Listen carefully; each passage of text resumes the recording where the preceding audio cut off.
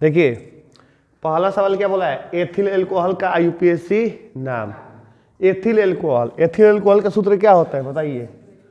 हाँ याद होना चाहिए, C2H5OH, ठीक ना।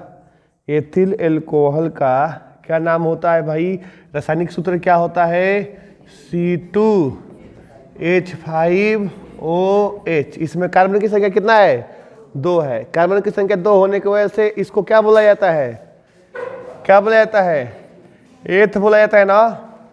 और एल्कोहल है ना, तो एल्कोहल के लिए क्या लगता है, ऑल, यानी कि एथेनॉल। एथेनॉल कौन सा ऑप्शन हो जाएगा, 3, तीसरा सही हो जाएगा। समझ ना, एकदम समझिए कि बढ़िया से आप लोग करोगे तो कोई सवाल आप लोगों का गलती नहीं होगा, ठीक ना।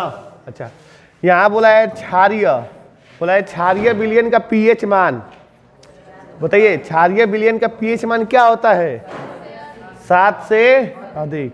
और 7 से कम किसका होता है, अम्ल का होता है। और 7 किसका होता है, उदासीन का होता है। और 0 किसका होता है, अम्ल का होता है ना जी। और ये 7 से अधिक क्या होता है, क्षार।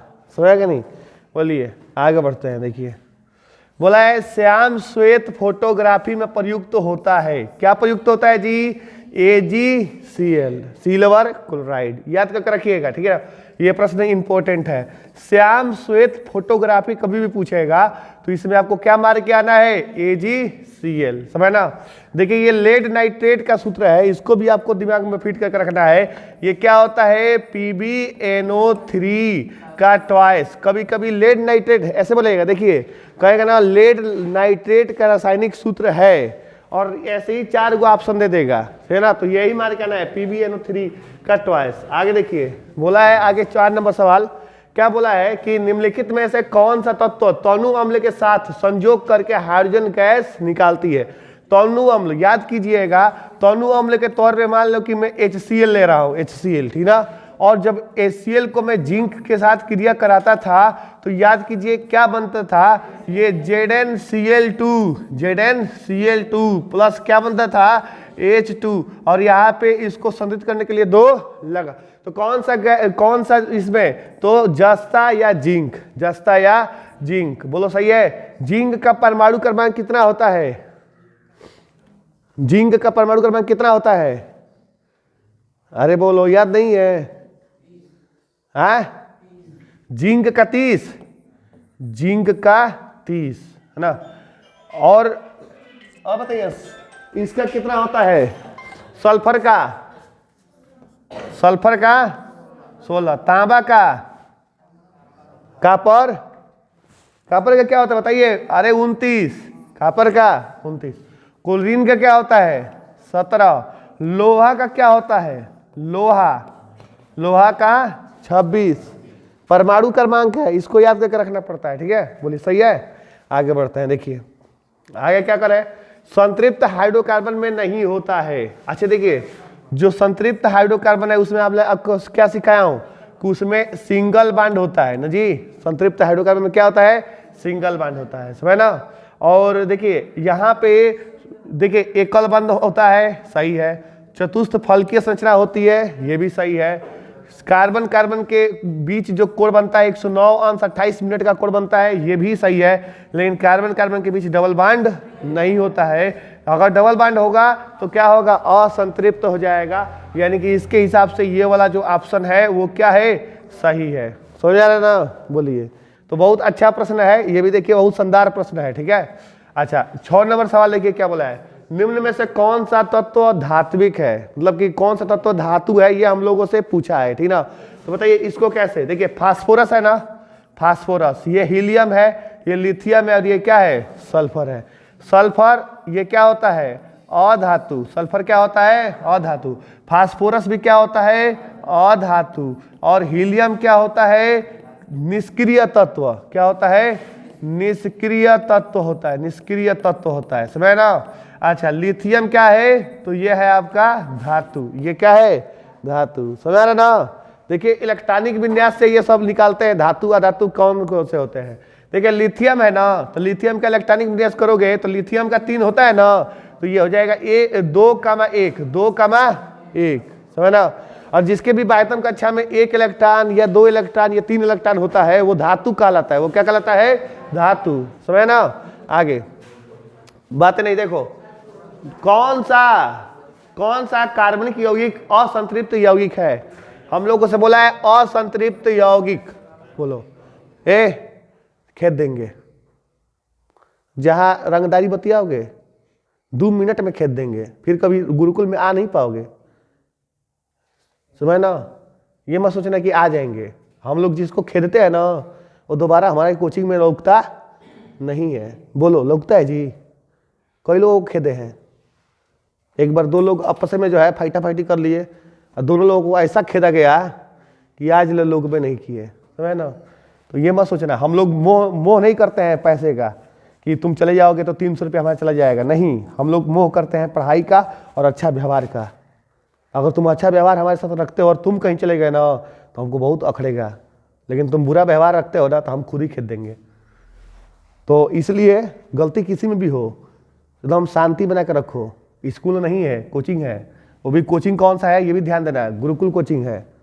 गुरुकुल कोचिंग ज़्यादा ही जाता है इसी पे कि यहाँ पे कुछ भी नहीं होता है पूरा साल। यहाँ पे हमारी बच्चियाँ पे कोई कमेंट नहीं करता है, बच्चे आपस में सही से रहते हैं, ये चीज़ समझो। लेकिन कुछ शिकायतें मिल रही है, त्रिभुवन बहुत मार मारेंगे तुमको। समझ ना? थोड़ा सा जो अपन पारा है थोड़ा डाउन करके रखो कोचिंग में। और सभी लोगों को मैं बोल रहा हूँ, दूसरा बार दोबारा शिकायत मिल रहा है हमको। पहली बार शिकायत और मिला था, अभी तीसरा बार अगर मिल जाएगा और कान तक आ जाएगा सुन लेना, खेद देंगे, फिर दिखाई नहीं दोगे गुरुकुल में। आगे देखो, ये देखो कौन सा कार्बनिक यौगिक असंतृप्त यौगिक है, ठीक ना? देखिए असंतृप्त यौगिक किसे कहते हैं भाई? जिसमें क्या हो, डबल बांड हो या क्या हो, ट्रिपल बांड हो। डबल बांड हो या ट्रिपल बांड हो, ठीक ना? देखिए एथेन, मेथेन, इसमें क्या होता है, सिंगल बांड होता है। चलो बताओ मेथेन का सूत्र बताओ। कोई नहीं बोलेगा, तुम बताओ जी मेथेन का। रंगदारी करना है यहां पे करो गधा। CH4 बोलो। एथेन का सूत्र क्या होता है? C2H6। एथिलीन और एथिल अल्कोहल का सूत्र क्या होता है भाई? C2H5OH। एथिलीन का सूत्र क्या होता है? C2H4। समझ ना? ये क्या है? एथिलीन है। इसमें कौन सा बांड होता है? डबल बांड होता है। क्या होता है? इसलिए ये वाला ऑप्शन सही है। ये आपका हो गया असंतृप्त हाइड्रोकार्बन। समझ ना? जिसमें डबल बांड हो या ट्रिपल बांड हो। चलिए धोने के सोडा का रासायनिक सूत्र क्या होता है? तो Na2CO3 इंटू 10H2O। ये वाला सूत्र किसका है? ये वाला सूत्र है बेकिंग सोडा का। किसका सूत्र है? बेकिंग सोडा का। ये वाला सूत्र हो गया धोने वाला सोडा, धावन सोडा का। ये वाला जो सूत्र है ये किसका सूत्र है? विरंजक चूड़ का सूत्र है। और ये वाला किसका सूत्र है?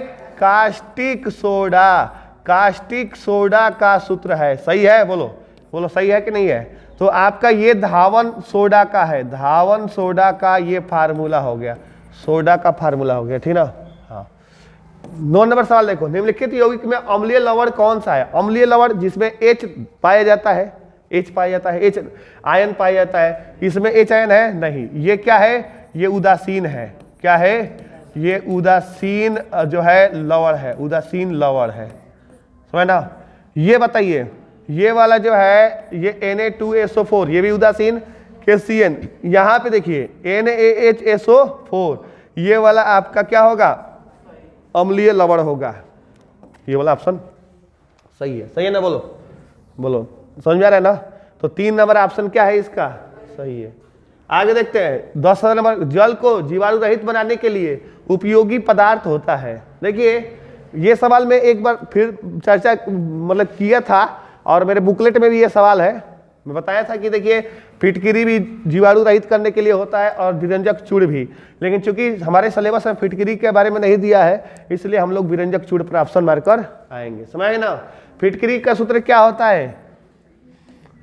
K2SO4 Al2 SO4 का थराइज इंटू 24 H2O। इसको हम लोग द्विक लवण भी बोलते हैं। क्या बोलते हैं? द्विक लवण का एग्जाम्पल है धावन सोडा। धावन सोडा का सूत्र क्या होता है? Na2CO3 into 10 H2O। Baking soda का सूत्र क्या होता है? NaHCO3। विरंजक चूड़ का सूत्र क्या होता है? CaOCl2। मैं सूत्र याद होना चाहिए, समझा कि नहीं? आई सूत्र तुम याद कर लो ना, तुम्हारा बहुविकल्पी 1-2 मैच कर जाएगा, समझ ना? क्या चिंता कर रहे हो? देखो आगे क्षारीय धातुएं हैं। क्षारीय धातु देखिए, तुम लोग 9th में पता नहीं तुम लोग जो है आवर्त सारणी पढ़े हो कि नहीं पढ़े हो, हमको पता नहीं है। आवर्त सारणी थोड़ा बहुत तो जानकारी होगा ही, 7th में पढ़े होगे। आवर्त सारणी, आवर्त सारणी में जानते हो क्या होता है? ये 7 गो ऐसे कॉलम होता है, 7 गो कॉलम, समझ ना? और ऐसे 18 गो जो है ऊर्ध्वाधर होता है, समझ ना? ऊर्ध्वाधर जिसे मतलब ऐसे पंक्ति होता है, स्तंभ होता है। मैंने पंक्ति कितना होता है? 7 गो, 1 2 3 4 5 6 7, समझ ना? और ये जो इसको बोलते हैं आपका ऊर्ध्वाधर लाइन बोलते हैं इसको, तो इसको वर्ग कहा जाता है। और इसको बोलते हैं वर्ग कॉलम, ठीक ना? देखिए आवर्त इसको बोला जाता है, आवर्त ना। जो देखिए ये वाली जो लाइन होती है इसको आवर्त कहा जाता है, और जो ऐसे खाड़ लाइन होती है ना उसको वर्ग कहा गया है। तो पूरा जो आवर्त सारणी है ना उसको 7 आवर्त में, कितने आवर्त में? 7 आवर्त में और 18 वर्ग में बांटा गया है। कितने वर्ग में बांटा गया है? 18 वर्ग में। और जो पहला वर्ग है ना, पहला वर्ग और दूसरा वर्ग दोनों एस ब्लॉक है। देखिए एस ब्लॉक, पी ब्लॉक है ना, S block, P block, D block है ना, एफ ब्लॉक, ये सब है ना।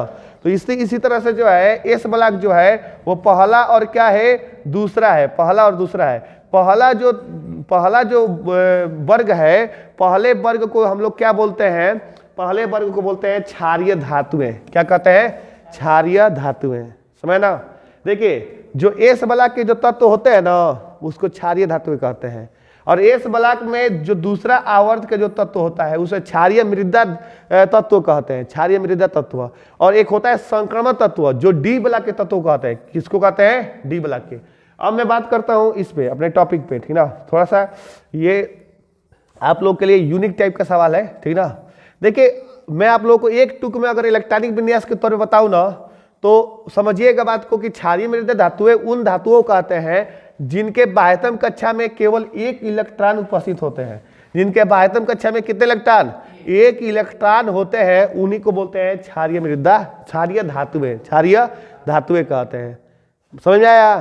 क्षारीय धातुएं किसे कहते हैं? जिनके बाह्यतम कक्षा में 1 इलेक्ट्रॉन उपस्थित होता है, ठीक है? जैसे देखिए बेरिलियम है ना, बेरिलियम का कितना होता है?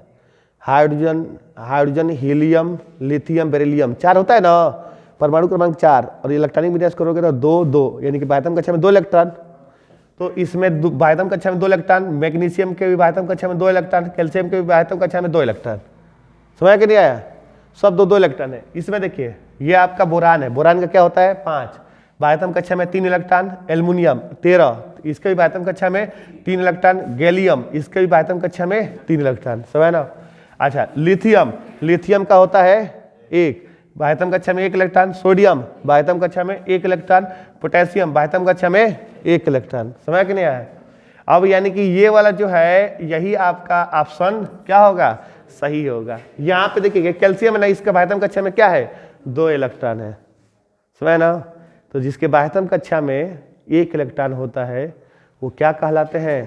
क्षारीय धातुएं कहलाते हैं। बहुत आसान है, तुम वो क्षार और से मत अभिक्रिया करने लगा है तो फंस जाओगे चक्कर में, ठीक ना? समझ ना? अगर वही बोल देगा ना कि क्षारीय, बस यहाँ पे मृदा लगा देगा, मृदा, मान लो कि मृदा लगा दिया, बस मृदा, तो पता है क्या मानना है आपको? जिसमें 2 2 इलेक्ट्रॉन हो, जिसमें क्या क्या हो? 2 2 इलेक्ट्रॉन। ये वाला ऑप्शन तब सही हो जाएगा, समझ ना? अब लेकिन ये केवल क्षारीय है तो इसलिए ऑप्शन कौन सा सही है? तो आपका यहाँ पे तीसरा ऑप्शन सही है। ऑप्शन इधर उधर हो गया है, ठीक ना? चलिए ठीक, ये देखिए आगे बढ़ते हैं। बोला है क्षारक के साथ हल्दी का रंग कैसा होता है? देखिए जो हल्दी होता है ना, बात समझिए, देखिए जो हल्दी होता है ना, हल्दी जो है उदासीन या अम्लीय विलयन या अम्लीय विलयन, उदासीन या अम्लीय विलयन में कोई रंग नहीं देता है। याद रखिएगा, कोई रंग नहीं, कोई रंग नहीं। समझ आया कि नहीं आया? मैं क्या बोला हूं? मैं ये बोला हूं कि हल्दी, एक एक्सपेरिमेंट किया जाता है इसमें। जैसे ना देखो, पहले गिलास में ना क्या किया जाता है, हल्दी जो है घोल दिया जाता है। समझ ना? जब तुम हल्दी घोलोगे तो ये किस रंग का हो जाएगा? पीला रंग का हो जाएगा ना। और उसके बाद क्या करो ना कि जैसे देखो जो क्षार होता है ना, क्षार, देखो क्षार क्या है, जैसे चूना ला लो। चूना क्या होता है? क्षार होता है। चूना जो ऐसे चूना को जो है ना, चूना को इसमें क्षार और किस तौर पे ले सकते हैं, बेकिंग सोडा के, इसमें चूना डाल दो। इसमें क्या डाल दो? चूना। जब चूना डालोगे ना तो ये जो इसका रंग जो पीला था वो क्या हो जाएगा? ये भूरा लाल हो जाएगा। क्या हो जाएगा? भूरा लाल। ठीक है ना? जब इसमें क्षार डालेंगे, जब इसमें क्या डालेंगे? क्षार, तो क्षार डालेंगे तो ये क्या हो जाएगा? भूरा लाल हो जाएगा। समझ ना? और भूरा लाल होने के बाद फिर जब इसमें जब भूरा लाल हो गया तो इसमें तुम ना नींबू डाल दो। क्या डाल दो? नींबू। तो ये फिर से क्या हो जाएगा? पीला। समझ कि नहीं है? ये पूरा एक प्रयोग किया जाता है। बोलो, समझ आ रहा है ना?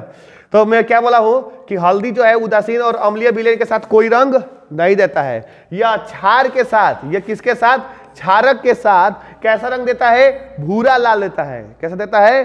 भूरा लाल। बहुत बढ़िया प्रश्न है। समझ में आया कंसेप्ट में क्या बोला हूं? मैं बोला हूं कि हल्दी जो होता है वो उदासीन या अम्लीय विलयन के साथ कोई रंग नहीं देता है। तुम उसमें नींबू डालो, हल्दी में कोई फर्क नहीं पड़ेगा। लेकिन जैसे ही तुम जो है हल्दी में अगर तुम क्षार डाल दिए, जैसे कास्टिक सोडा NaOH डाल दिए, समझ ना, तो उसका रंग क्या हो जाएगा? उसका रंग भूरा लाल हो जाएगा। और फिर उसमें जब तुम नींबू डालोगे ना तो फिर वो क्या हो जाएगा? तो आपका पीला हो जाएगा। समझ कि नहीं आया? आगे बोला है अम्लीय वर्षा के जल का संभावित pH मान क्या होता है? 5.2 होगा। क्या रहा? 5.2। समझ ना? यहाँ पे बोला है अम्लीय वर्षा। कौन बोला है 8.2? मानेंगे? एक तो वो अम्ल बोला है, तो जो है उसका 7 से नीचे ही ना रहेगा। ये दोनों तो ऑप्शन ऐसे ही खाली हो गए। अब ये दोनों ऑप्शन में ये वाला ऑप्शन सही है। एस्टेल्डिहाइड का IUPAC नाम, पहले इसका सूत्र कौन बताएगा? एस्टेल्डिहाइड का कौन बताएगा सूत्र? कौन सा ग्रुप है इसमें? एल्डिहाइड यानी कि CHO। और क्या है? एसिटिल्डिहाइड है ना, तो इसका सूत्र क्या होता है जी? CH3CHO। CH3CH, इसी को बोलते हैं एस्टेल्डिहाइड। अच्छा, इसमें कार्बन कितना है? 2 है। 2 के लिए क्या लिखते हैं? एथ। और CHO है तो इसके लिए क्या लिखते हैं? नल। एथेनल। क्या हो जाएगा? एथेनल। एल्डिहाइड में हमेशा याद रखिएगा क्या लगता है? अल लगता है। वही आपका एल्कोहल होता है तो उसमें क्या लगता है? आल। बस एक मात्रा का अंतर होता है। हाँ। बेकिंग पाउडर को गर्म करने से कौन सी गैस निकलती है? Baking powder. अरे भैया, बेकिंग पाउडर का सूत्र क्या होता है? बेकिंग पाउडर का सूत्र होता है सर NaHCO3। और जो है जब हम लोग इसको गर्म करते हैं तो ये क्या बन जाता है? Na2CO3। और इसके साथ भैया जल बनता है, और जल के साथ क्या बनता है? CO2। Option number C is the our correct answer. समझ नहीं आया? तो ये इक्वेशन याद होना चाहिए। बोलिए, मैंने क्या बोला कि जब बेकिंग पाउडर को गर्म करते हैं तो वो सोडियम कार्बोनेट और जल में टूट कर जाता है और गैस CO2 निकलती है। तो उम्मीद करते हैं आप लोगों को ये वीडियो समझ में आया होगा, और आया होगा तो लाइक शेयर कमेंट करना मत भूलिएगा। और अपने इस चैनल को जो है प्यार दिखाइए, प्यार दिखाकर आगे बढ़ाइए। ठीक है, बहुत बहुत धन्यवाद। ये तो लोग समझ में आया ना? स्मॉल विकल्प समझ में आया ना? तो बहुत शानदार था। इसमें कॉन्सेप्ट मैंने बताया है ना, बोर्ड में छपेगा। हम लोग सवाल ही वैसा ले रहे हैं बाबू। एक भी सवाल इसमें से तुम बोल दोगे ना कि फालतू है तो मैं मान जाऊंगा। सारा सवाल हम लोग चुन के नहीं होता है, चुन कर उठा कर रख रहे हैं, क्योंकि टाइप करना है भाई। जब टाइप करना है तो अच्छा ही सवाल का टाइप कर लिया जाए ना जी। मान लो लिखना है सवाल को, तुमको मैं बोल दूं कि जाओ तुम 50 को सवाल लिख के आओ, तो तुम क्या करोगे, कुछ भी भर दोगे उसमें 50 सवाल लिख कर? नहीं ना, तुम कोशिश में ये करोगे कि बढ़िया सवाल को ही उठाया जाए जो कि इंपॉर्टेंट हो। समझ कि नहीं?